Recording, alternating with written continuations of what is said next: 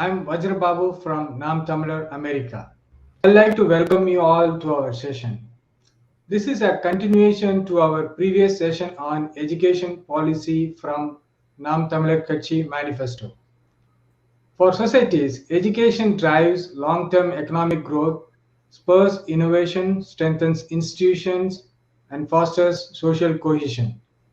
Countries today compete on literacy rates, which ultimately leads to higher economic growth and economic development. Education has great potential to change the world. When a society is educated, there is a great allocative and productive efficiency with rapid rates of development. Education gives people the skills they need to help themselves out of poverty, or in other words, into a prosperity. It gives us how one can live his life better and manner of relationship and manner of living in a society than in country and in world at global level. In this session, we'll hear more from our speakers on the following topics: career technical education, skill based education, and what are the failures in the education system, how the education system is corrupted. I'd like to welcome our speakers who are from different professional background.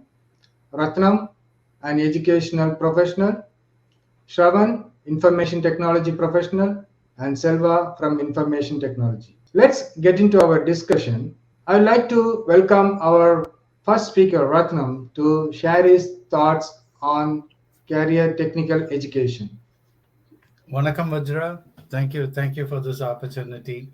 Sorry I missed the last time, but never missed the second time, right? And I've been in the field of education for more than 20 years in US. And the topic which you have chosen, the CTE, Career Technical Education. I've been working in that same schools which have been offering this technical education for more than 10 to 11 years. I've been in that same school. So I think I can talk about it, right? You know what? When you told me about this topic, I was really happy. You know why? Every time, whenever I heard Anand speak, that he was always on the keynote, like he was always on the point, like a student should study what he or she chooses, because that's what, it's an interest based education. That's what is driving, that would be the real driving force for a student to come to school to study. you know what's the point in me if I want to become a teacher, probably that's what I would have done, start gone for B.Ed or something, right? Or if I would like to put my hands on the wheels and clogs, I would have become a mechanical engineer, right? So I think that's the basic thing which Anand was talking about. And when you told me about career technical, I said, let me jump on the wagon. Okay. And the other point I was thinking about it, when Anand keeps talking about uh, the choices the child makes for his future's education and living. The main reason, you know what, it really eliminates behavior problems in the school, dropouts. You're not going to have a dropout. If I choose, for an example, if I choose engineering and that's my dream, electrical or whatever it could be, or nursing or whatever it could be, and if I think that's my future, and if I know that's the education offered to me, nowhere I'm going to miss my schools, nowhere I'm going to stay at home. I would be happily going back to school every day. So that's one thing. I know, of course, in Tamil Nadu there are polytechnics which are offering these kind of educations. I do, and even though, pardon me, even though I don't have much data on that, but I know for sure the schools are doing well and students are coming out well in the term. Just to focus on how the US system of education works here is, here what happens is, the main aim of this CTE, Career Technical Education, is to challenge students on industry recognized credentials or certificates in addition to this high school student diploma. The main reason here is to empower the students for effective participation in international economy, as world-class citizens. Secondly, teaching them the high skilled demands, right? With a cross training with different positions, cross training positions also we train them on it. The main reason is high demand jobs. The high demand jobs, guys, that here the high demand jobs are like plumbing, electrical, carpentry, masonry. You don't get handyman, right? So what happens is kids are learning that. Kids are learning that. So once when they learn that, they make good money. Seriously, they make good money. It is not only preparing the students for a good paying job, but a beginning to their career path. Okay, that's the thing. And in US, every city, not every, but at least the schools I worked at, like more than 40 occupational areas we teach them. More than 40. And it is this is a course that goes over like 3 years, like 10th, 11th, and 12th grade, right? 10th, 11th, and 12th grade. Like each and every course has to specifically, they've got to go on a rigorous training of 1080 hours, 1080 hours of specific instruction. Now, these courses are taught by not teacher who got a certificate in welding, not the certificate who got a plumbing, not a teacher who got a certificate in carpentry. These are teachers who were in that particular field. Even if it is a plumbing, it was that particular person who did plumbing for a number of years, who went to school, college, got a certificate so that he could come and teach here.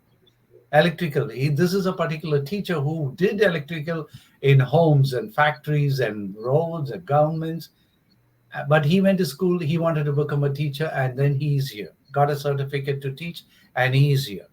So it's not like that any a teacher with a diploma came and taught him plumbing or electrical or carpentry or masonry. These were people, teachers who were in the profession. They went to school, got a certificate to teach the students, and here they are. So that makes a big difference when they provide hands-on training for students. And the different things was business, communication, graphics, construction, early childhood, health, hospitality, information technology, natural sciences, transportation. Name it. Name it. And these are all these fields which there are jobs outside. There are jobs outside. And every kid might not be willing to study and say, I'm not, I might not be want to become a doctor or a lawyer or engineer, but hey, at least I can study and these kind of things. Now the program goes like this, right? The program begins in 10th grade, 10th, 11th, and 12th, right? Even though the kids come into ninth grade. In ninth grade, they are taught the basics of reading, math, and science. It's a basic. But when it comes to the 10th grade, 10th, 11th, and 12th, they have specific number of periods where they go into that particular field of education. But we got to kindle the interest in the students, right? So what we do is like in ninth grade, right? For an example, guys, stop me if you think you have a question. Stop me, ask me. I'm ready to tell that. Okay, because I'm teacher. I keep talking. All right. So in ninth grade, what happens here is the kids are given a taste. We call it the taste of different profession. So what we do is we take the ninth grades into every shop. Like in my school, there were like 7 or 8 shops. Like we had nursing, we had robotics, we had engineering, we had electrical, we had carpentry, latest equipments. Every school had the latest equipments. So what happened is we used to take the ninth graders to every shop and show them, yo, this is carpentry, this is electrical. Then that particular teacher, that CTE teacher, the teacher would talk about the pros and cons of the particular profession and kindle the interest and say, okay, why don't you learn carpentry? Why don't you learn electrical? And the best part of it is there is something called Title One funding. Title One funding is from the federal government. Of course, if it is India, it is central government, right? They provide so much of money, or they kind of allocate so much of money or a particular budget for these kind of CTE programs. It's not only the state which encourages CTE program. The federal also does encourage these kind of CTE program. So probably even in India we could think something like that way. But at the end of at the end of the 12th grade, the student gets a diploma, but he needs to be certified in that particular education or the CTE program he took. So what happens is there is something called the NOCTI, NOCTI, National Occupational Competency Testing Institute. They conduct like remember in 12th grade, right? We have that chemistry, biology. We have an external coming, giving us a practical testing, and then we get a score. Likewise, here also it happens, but technical thing. They give them a written test. They give them a hands-on, practical oriented test, and if the student succeed, he gets a certificate which he can take out and say, I am a certified person who can work under somebody in an electrical field or a carpentry field or a masonry field or a business field or a nursing field. It makes a big difference. It makes a big difference. There are kids who might say, I cannot study, I cannot learn, but they will be interested. Hands-on activity. It's all hands-on activity. This CTE program is all based on hands-on activity. 10th grade, they might learn the basics. But when it comes to 11th grade, it's like the nurses, for example, the nurses, nurse training, right? They are literally, I see them, they have like a hospital. In my school, we had that. Literally a hospital kind of a setup. There you'll have dummy patients. And when it comes to carpentry, you got all the equipments. You got all the equipments, cutting, and don't ask me. There are too many, right? There are all those things. The kids real get a hands-on experience before they could really step into the real world.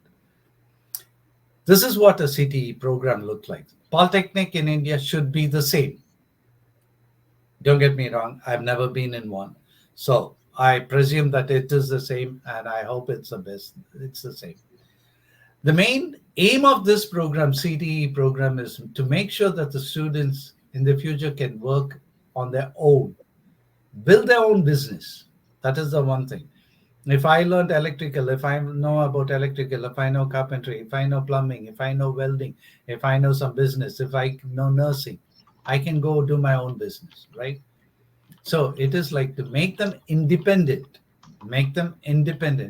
And the final, to hit the nail on the coffin, a fruitful citizen of the society.